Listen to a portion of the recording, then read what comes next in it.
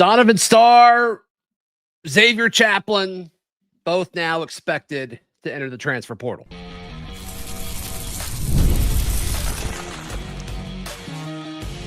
You are Locked On Auburn, your daily podcast on the Auburn Tigers. Part of the Locked On Podcast Network, your team every day. Yes, welcome on into Locked On Auburn, your daily Auburn Tigers podcast. I'm your host, Zac Blackerby, and thank you so much for making Locked On Auburn your first listen every single day. I feel like it's been, almost a week? It's been like 4 or 5 days since we recorded. I'm like, this can't wait. Let's just go ahead and hop on and chit-chat for a few minutes about a few more potential losses. Yes, of course, the portal doesn't open until January 2nd, and some of these reports, guys can change their mind, or if guys enter the portal, yes, they can come back. But two names, I think one much larger than the other, since we last spoke, expected to enter the portal: Donovan Star, Xavier Chaplin. Let's start with Xavier Chaplin, the starting left tackle from a year ago. He obviously was a top portal target by most of college football, and he chose Auburn. Auburn bringing in him and Mason Murphy was supposed to revamp this offensive line, and that didn't really happen. Now, I will say I wasn't as far down on this offensive line last year as a lot of Auburn folks were. I think the play calling and scheme didn't really put these guys in situations to succeed. But regardless, it still left a lot to be desired. I'm not pushing back on that. And the amount of penalties that Chaplin had last year, inexcusable. Not excusing that at all. But was he put into a situation to succeed? I don't think so. But the interesting thing about this, and I think Chaplin's potential entering the portal, it might be one of the more interesting portal entries for Auburn this offseason, because this is a guy that I think the staff wanted to keep. I've heard that. I've been told that they made that pretty clear in their, these one-on-one conversations that Golish had with these players. And it's been reported elsewhere to kind of confirm all of that. They wanted Chaplin to be a part of this roster. Now, I don't think it ever got to the point of deep level negotiations, which leads me to think, okay, either Chaplin didn't like the staff or didn't want to come back, or didn't like Auburn, or just wanted a fresh start. And all of those things are perfectly acceptable, but it didn't sound like it ever really got to that point where they were really deep, heavy in negotiations.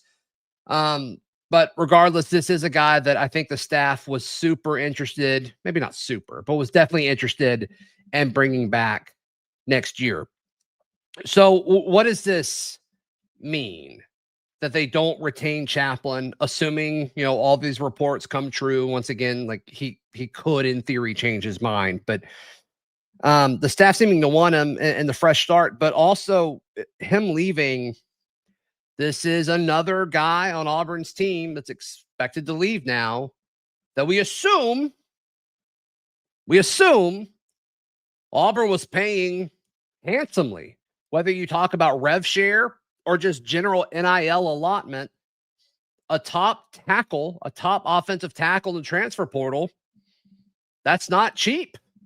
That's not a cheap way to fill a roster spot. And did that play into why the staff was interested in bringing Chaplin back?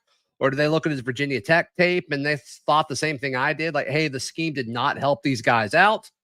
It doesn't matter. But I think there are several arguments to say, okay, keeping Chaplin might be a safer, more cost-effective option than going into the portal to get some of these guys. There's going to be several G5 guys that are going to be super coveted. There's going to be, a handful of P4 guys that enter the portal, but you don't see a ton of this. And granted, we're still early in this transfer portal era, but you don't see a ton of these elite early round draft pick locks enter the portal at offensive tackle. You just don't. And I think there's two reasons for that. One is schools, when they get their guy that's that good, they do whatever they can to make sure they don't leave because they're so important. And also, I do think offensive linemen, personality-wise, a little bit different. These guys are a little bit more routine, a little bit less drama, and typically, like, I mean, I hate to say it, but they are typically a little bit more loyal than other positions. You just don't see highly rated offensive tackles enter the portal at the same clip that you do other skill positions. And so when we saw Auburn get 2 of the top 3 or 2 of the top 5, depending on what service you wanted to look at for rankings, when they got 2 of the top handful of offensive tackles last year, that was a big deal. And it was a financial commitment that Auburn was making to the offensive line, and it didn't translate. It didn't translate to on-field production, which is a shame. So offensive line was already a priority. We've done several shows and segments on what Auburn needs to do and pursue in the portal when it does open next week. And that was already a big one, if you brought Chaplin back or not. So now I think arguably it is the number one priority in the portal for Auburn is to get offensive tackles and to get guys who can come in and fit what Golish wants to do day one. That's a big deal. Oh, and on top of that, you've got to balance a roster out that is just, I mean, you're going to have to flip, 40% of the roster, maybe half by the time we get there. I mean, the number is going to be large. And I think Chaplin is one of the spots that they wanted to say, okay, at least we have Chaplin as a plan or a fallback plan or whatever that might be. Didn't happen, presumably.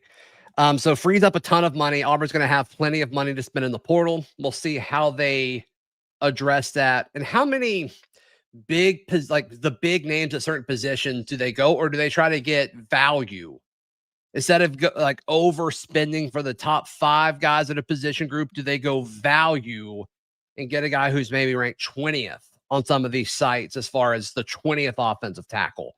Because once again, it's about scheme. It's about fit. In the high school ranks, I still think you need to get the elite guys.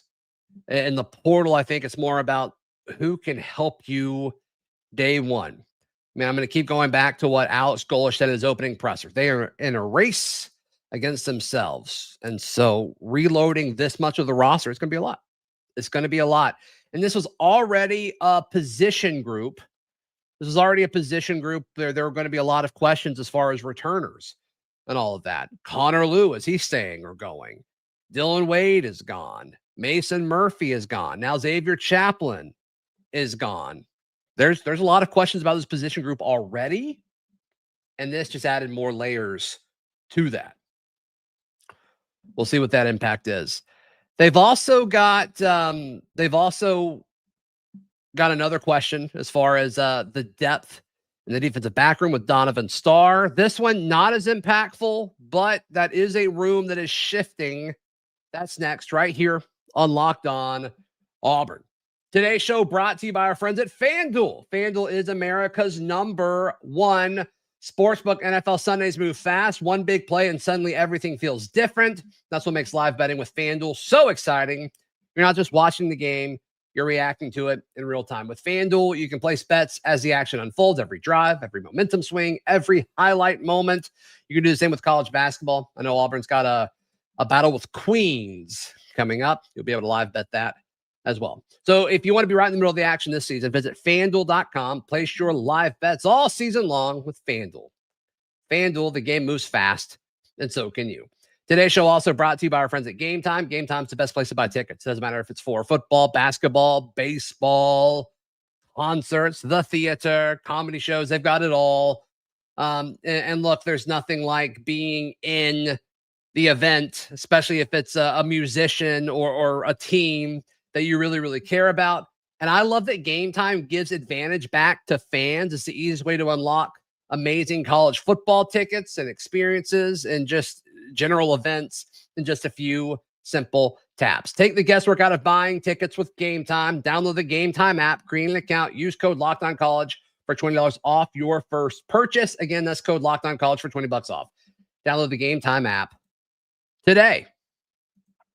Thank you so much for making Locked On Auburn your first listen every single day. We'll spend a minute or two talking about Donovan Star, and then I'll get to some of y'all's questions. Thank you guys for hanging out on the Friday, this Friday afternoon. Is it Friday? The day after Christmas. Crazy. I'm going to be messed up on my days of the week for next week too, because of another holiday. Donovan Star, obviously a solid player. Auburn flipped him from Vanderbilt late in the cycle last year, and it was considered a huge win. It kind of helped Auburn solidify, a top class. And he was one of several dudes who I think would have had an opportunity to fight and compete for reps this year. And this is a corner spot with Jay Crawford and Kayan Lee and Ryan Strader all entering the portal. Donovan Star adds to that list, as well as Amon Lane Gaines, who played more last year than I thought he would. He played well. And so now you look at it. Champ Anthony, Rayshawn Pleasant, Kinsley Faustin. Trying to look at just corners. Blake Woodby.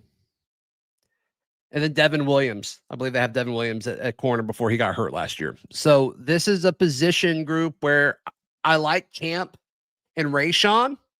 I've heard mixed opinions on if Champ is going to enter or not. And then, I think Rayshawn Pleasant at this point is super valuable. Unless you just want to kind of flip. That's another position group. As far as starters, you're just going to have to flip. We'll see how much they value him. So, another interesting note about Donovan Starr, then I'll get to y'all's chat. A lot of questions about the shirt. I will answer that in a second too. It is not Daryl Dapprich. I saw somebody say it was Daryl Dapprich. It is not. It is not. Both goats. But you haven't seen a lot of guys from last year's freshman class enter the portal, which is interesting. And I don't know if that's somebody told me it was contractual. Then I asked about that, and they said no.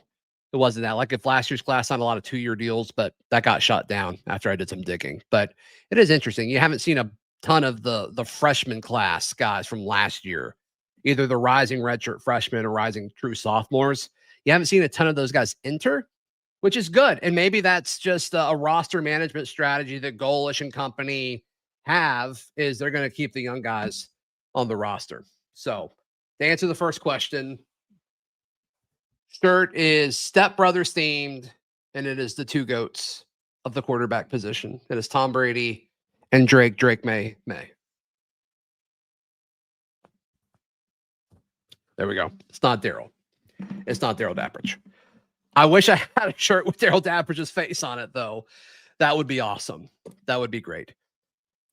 So all in all, guys, the amount of guys leaving, it continues to go up more and more. And to me, it's certain position groups. Like obviously quarterback is interesting. And even if you go with Deuce Knight as a starter next year, which I'm fine with, you still got to get at least one, probably two quarterbacks. Running back so far has held serve. If none of those guys leave, I think you feel really good about that room. Wide receiver, we still are waiting on Cam and Eric. But I feel like the receiver room is fine, especially if you get at least one of those South Florida receivers to follow him. And there's been a few other guys that, would make sense from a scheme point of view. And we'll get to that when the portal opens. Tight end, you're going to have to reset that room. I do think they'll roll with Preston Howard, and we'll see if Ryan G chooses to stay. They definitely want Ryan to stay as well. Then they signed DJ Broughton out of high school, but that's going to be a position where I think you get an older guy that can contribute right away, and then a younger guy to kind of backfill depth in that room. Offensive line, I don't know how they handle all of that.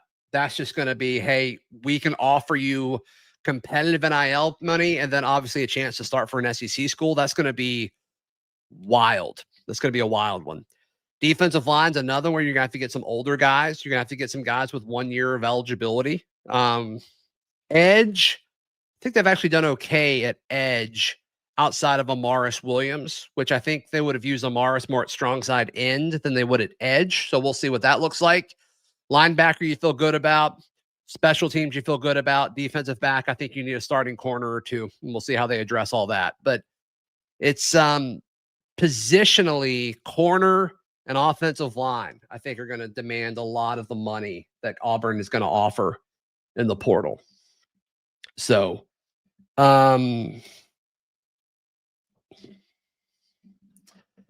Blackerby says if Eric Singleton wasn't going to start, he would have declared for the NFL draft by now, I believe. So I think a lot of these fringe guys are waiting for grades. I don't know how much of that is public, but there is an NIL partner package on the table for Eric that I think would be a pretty public campaign for a brand that we're all very aware of. But I think I think he's waiting to see what his NFL draft grade is. I mean, think back to going into the season, much like we were talking about with Xavier Chaplin, how there was a lot of anticipation about his upside and possibility for excellence. Eric Singleton was in the same boat. I mean, I remember looking at a mock draft and they had 3 first-round picks going into the season. Keldrick, obviously, Singleton, and Chaplin were all on that. Chaplin, I can't see an NFL team being super eager to draft Chaplin this offseason. Singleton, I think you draft a receiver based off of traits and what they do when they're targeted. And I think Chaplin's stuff was good. It's just the sample size was so small. So with Singleton, his is interesting to me because I could see I wouldn't be shocked either way if the NFL said, no, we still like you. We still like your traits. We want to see what you do at the Senior Bowl and at the Combine and all of that. Also wouldn't be shocked if they said, no, go back and get a little bit more production. Wouldn't be shocked either way.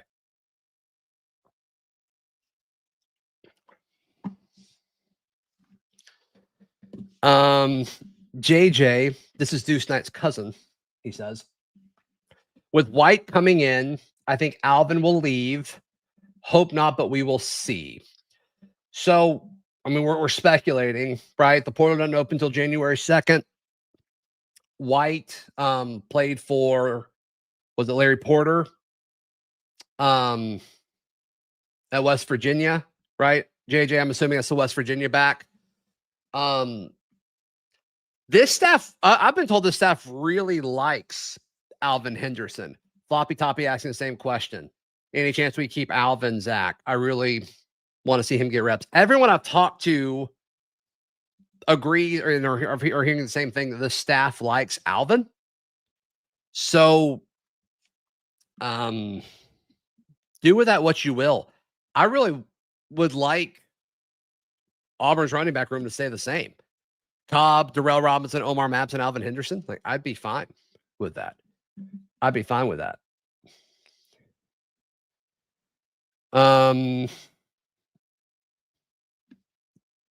So good questions. X Gremlin says, my buddy sent me a post from Pete Knockos saying that Deuce was leaving. Don't know if that's true. I feel like that would be everywhere if that was true. I feel like that would be everywhere. Black Blackerby says, with all these other players possibly leaving, is that extra money stacked up on top of the $30 million to use? So you've got your normal rev share. That's what, like 18 point something million that every school can use. That's across all sports. And my understanding is most schools, the budget for football is around 15 million in rev share. And then it sounds like Auburn, I'm assuming the 30 million is part of the 15 million rev share, which is a little bit more than what they had last year. JJ says the problem is that we overpaid for so many guys on offense last 2 years that it tainted the culture. Yeah, I think so. And the more I hear about some of these deals, it's not just on offense either, JJ. It's the whole team. And the more I hear about some of these negotiation stories and tactics, I mean, I think it got out throughout the locker room that all you had to do was tell them that you're leaving and you'd get a raise. And so then, like, why wouldn't you? Why wouldn't you? There was no backbone whatsoever that Auburn had when it came to contract negotiations last year or the year prior, which is why we're in this situation. So it's good that this is happening. And I've talked to some of the, affected parties of this that essentially had their money pulled. And it's like, yeah, you can't do this for upperclassmen. You need to do this with guys coming in. And I'm like, no, like, if you want to fix a culture, you got to purge it. You've got to purge it. But on the other side of this, like, as fans and as folks who like hate this trend, I think most people dislike the trend of contract negotiations in college football. But the older guys who stay, I think that tells you something. It either tells you that they want to be here, which is exactly what Alex Golish said, or that this coaching staff is willing to, make sure that they're here. So once again, it's so easy to focus on the guys leaving. I think to focus on the guys staying, I think it's actually pretty impactful. It's actually pretty impactful.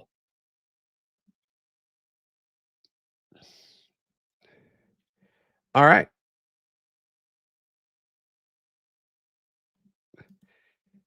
Jacob Lott says, I love how the ship is sinking, but the online media says that the floor is rising.